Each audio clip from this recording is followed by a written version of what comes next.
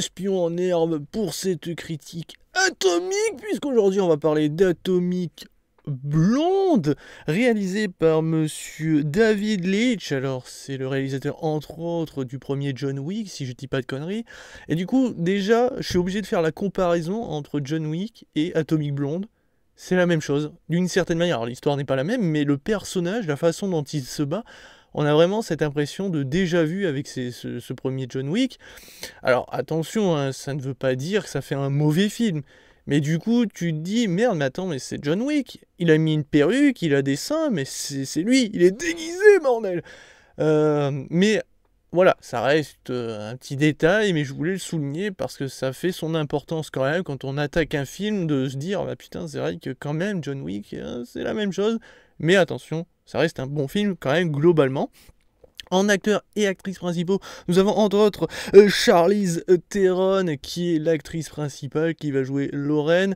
Alors même si elle est âgée, alors je crois d'une cinquantaine d'années, ça reste une très belle femme, je ne contredis pas. En plus de ça, on essaye de la sexualiser dans ce film, puisque je rappelle qu'on est quand même comme dans un James Bond avec une espionne, et du coup, de ce fait, eh ben, elle va faire comme James Bond, elle va coucher à droite à gauche avec tout ce qui bouge, mais surtout avec beaucoup de femmes. Alors je sais, je suis un homme, je le cache pas, voir deux femmes faire des choses, c'est quand même agréable, et je peux comprendre que d'un côté, pour ceux qui sont homosexuels, ça peut exciter, mais je présume que les mecs homosexuels aimeraient voir certainement James Bond faire des choses avec des hommes, et du coup, faire que de suite une femme couche avec des femmes, c'est un peu dommage, j'ai l'impression que ça profite un petit peu, alors ça met quand même en avant de l'homosexualité, mais c'est tellement plus simple de mettre deux femmes que de mettre deux mecs, et je trouve ça toujours dommage. Du coup, je trouve qu'il profite un peu de la situation. Après, ça reste agréable à l'œil, elle est quand même plutôt canon pour son âge, la petite Théronne, mais quand même, je trouve un petit peu dommage, sachant qu'on va la voir quand même souvent nue, enfin souvent. On va la voir 2-3 fois nue. D'ailleurs, des passages qui vont faire penser à Wanted, le film avec Angelina Jolie entre autres, et d'ailleurs James McAvoy, qu'on voit ici aussi. Donc Wanted, je rappelle, c'était le film où le mec était un super balèze pour les tirs, enfin on pouvait tirer, ça faisait des courbes avec les balles et tout, c'était assez exceptionnel. Et derrière, quand il se faisait blesser, généralement, les gens se plongeaient dans l'eau glacée. Et bien là, du coup, dans ce film, Lorraine utilise les bains glacés. Alors, je sais pas trop à quoi ça sert effectivement, si c'est pour vraiment se soigner de ses blessures, ou pour, on va dire, continuer à entraîner son corps et l'endurcir au cas où qu'elle devrait prendre des coups plus tard. Mais bon, voilà, il y a ces petits passages, voilà, donc elle a un très beau corps. Certains diront qu'une actrice plus jeune aurait fait l'affaire, mais de se dire quand même qu'à son âge, elle peut encore tourner ce genre de scène, voilà. Maintenant, je pense pas qu'elle fasse ses cascades. C'est le détail, je rappelle. Et je rappelle que David Leitch est un cascadeur, je crois, professionnel, s'il n'est pas de conneries, donc mais elle est sublime. Donc j'avais cité James McAvoy que nous retrouvons ici, qui est un très bon personnage, qui fait rire un peu. Alors c'est pas un comic relief, mais il est assez drôle, assez charismatique. Je trouve qu'il le joue bien, donc voilà. On a Sofia Boutella.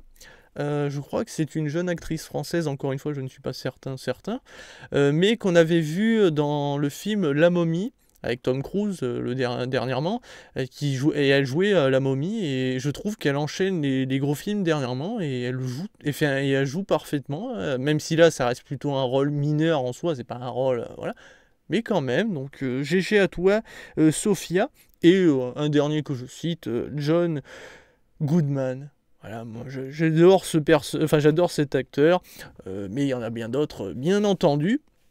Alors, ce film, je l'attendais quand même un petit peu spécialement parce que c'est depuis l'E3 que j'ai vu la première fois une bande-annonce dessus. Enfin, j'avais même pas vu une bande-annonce, ils montraient vraiment un extrait avec un combat assez intense pour montrer ce que c'était Atomic Blonde.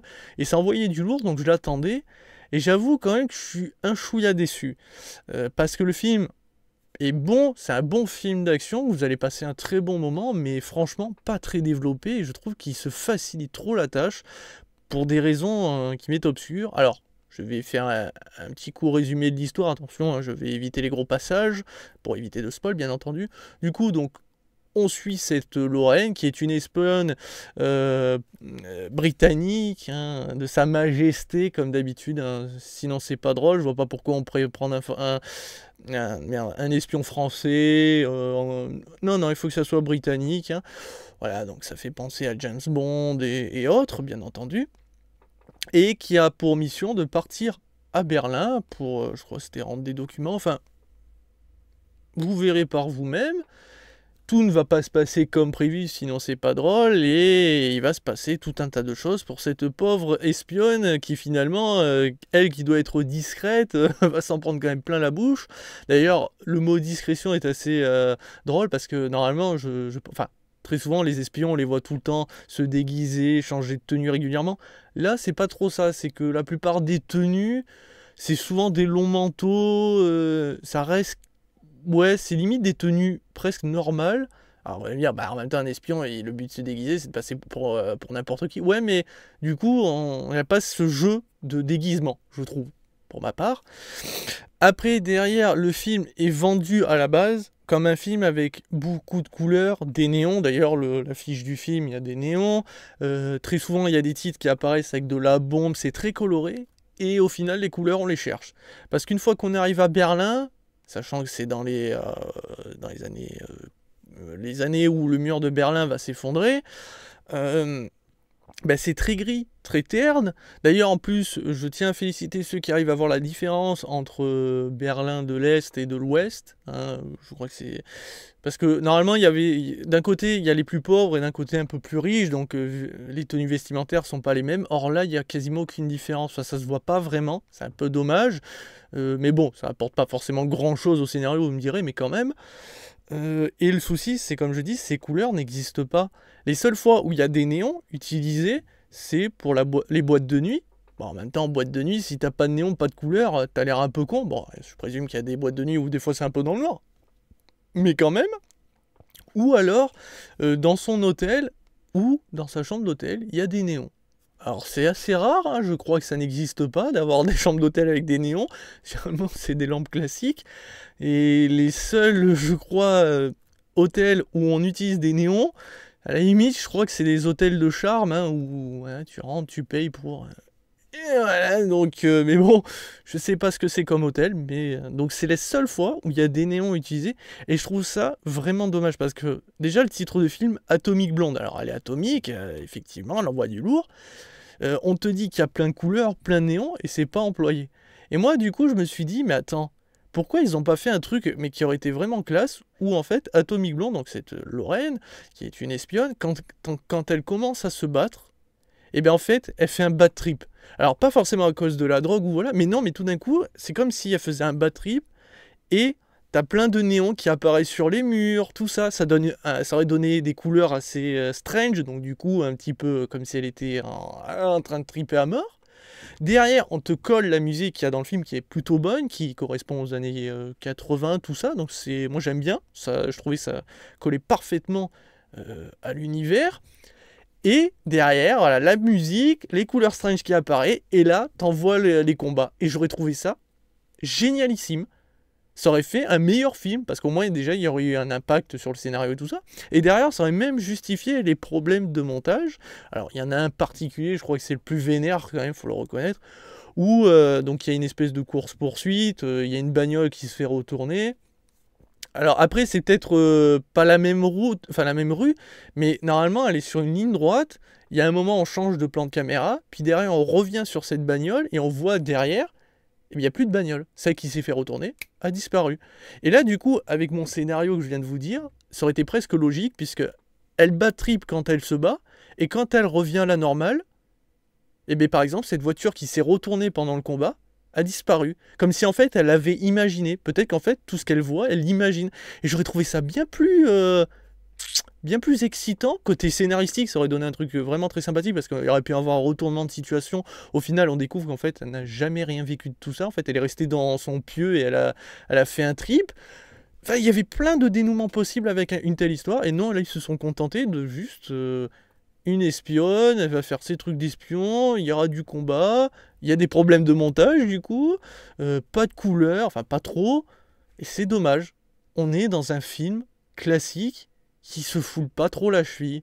Et c'est pour ça que j'ai fait la comparaison avec John Wick, c'est que du coup, ben, entre John Wick et Atomic Blonde, ben, la seule chose qui change, hormis un peu l'histoire, ben, c'est que soit on a une fille, soit on a un mec. À vous de faire votre choix. Et perso, je préfère John Wick. Pas parce que c'est un mec, mais parce que vraiment, je trouve que tout est mieux dans John Wick que là, dans Atomic Blonde.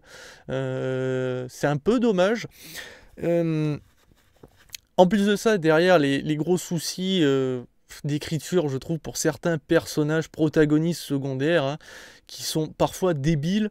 Il y a une scène, entre autres, où donc justement Lorraine est accompagnée par deux mecs dans une bagnole, et ceux-ci la guident dans un lieu qui est supposé être plus ou moins secret. Alors vous allez me dire, bon, ils pouvaient lui mettre un masque sur la tête, mais elle se serait rendu compte qu'il se passait quelque chose. Derrière, donc elle voit quand même où elle va, mais on ne sait pas si elle est ultra intelligente pour retenir cette chose. On ne sait pas à quel point elle sait se battre. On ne sait rien d'elle vraiment. Enfin, on sait que c'est une espionne, tout ça, mais c'est assez léger. Du coup, pourquoi pousser le vice jusqu'à que ces deux mecs, limite, lui montrent une carte. Vraiment, limite, c'est tiens, regarde, il y a une carte. Alors, tu vois, là, le point ici, c'est là où on va. T'as des rues ici, donc souviens-toi du nom des rues parce que ça pourrait être utile plus tard. On sait jamais, mais retiens-le. Les gars, c'est quoi ça? Qu'est-ce que... Je sais que souvent dans ce genre de film, il faut pas s'attendre à ce que les protagonistes secondaires utilisés par les grands méchants soient vraiment ultra intelligents, mais ils sont pas si cons que ça quand même. Mais là, donc c'est pour ça que du coup, c'est ce film a un contraste sévère entre... Il veut être très sérieux, il y a du sang, les combats, on voit vraiment les coups, on les sent l'impact, tout ça. Et derrière, il y a un peu de comique, des problèmes de montage, qui se prend pas trop au sérieux. Et le contraste est un petit peu, je trouve, pas très bon. Et du coup, c'est comme avec ce jeu de lumière, on veut nous dire qu'il y a de la lumière et tout, et derrière, ben, tout est gris. À part ses cheveux, ils sont blonds, mais on comprend pas tout. Et c'est dommage parce que l'action qui est montrée, alors attention, hein, vous n'avez pas 2 heures d'action non-stop, hein, y a un peu de scénario, tout ça. Après, à vous de voir s'il est très développé, mais il faut reconnaître quand même que ça pousse pas le bouchon très loin, comme je viens de vous l'expliquer.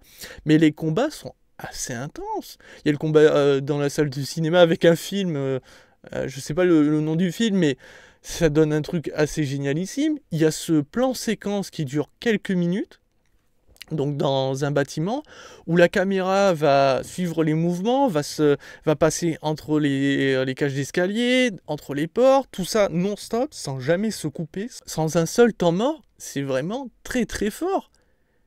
Et du coup, ben, ce scénario, tout ça, ça plombe toute cette action, je trouve. Et en fait, on est presque dans un film moyen où, bah tiens, t'as envie de te faire une petite journée ciné entre potes ou avec ta copine, ou voilà, tu sais pas trop quoi faire, il pleut, bah tiens, je vais aller au cinéma, qu'est-ce qu'il y a? Bah Atomic Blonde va vous faire passer un bon moment. Que vous soyez fan de films d'espions ou non, vous allez passer un bon moment, mais sans plus. Et quand tu vois tout le potentiel que ce film aurait pu nous apporter, surtout en plus avec une héroïne féminine, alors c'est de plus en plus courant hein, que des femmes se battent et tout, mais quand même, et je trouve ça complètement dommage. Il va pas jusqu'au bout de son idée, je trouve. Et moi, mon idée de base où elle tripe quand elle se bat, et du coup, on sait pas si eh ben, en fait c'est que des illusions ou si c'est la réalité, je trouvais ça bien plus sympa. Voilà, donc j'ai plus vraiment grand chose à dire. Ce film est moyen. Donc ma note, bah 3 étoiles sur 5. Je vous le conseille si vous n'avez pas d'autres films intéressants à voir, que voilà, vous vous faites chier, pourquoi pas, mais sans plus. Vraiment, vous attendez pas à être oh, à part vraiment les scènes d'action, mais c'est tout. Et du coup, bah, à côté, il y a John Wick qui, même si le scénario vole pas très haut, est quand même plus intéressant parce que c'est quand même, pour rappel, John Wick, le premier, il y a une bande qui va tuer son petit chiot, alors qu'il vient de perdre sa femme et que c'est un cadeau de sa femme, et on lui pique sa bagnole. Ok, ça vole pas très haut, mais tu vois tu vois le concept. Mais bon, ça reste un moyen divertissement qui vous fera passer 1 heure ou 2. Voilà, c'est tout. Sur ce, bah, ciao quoi.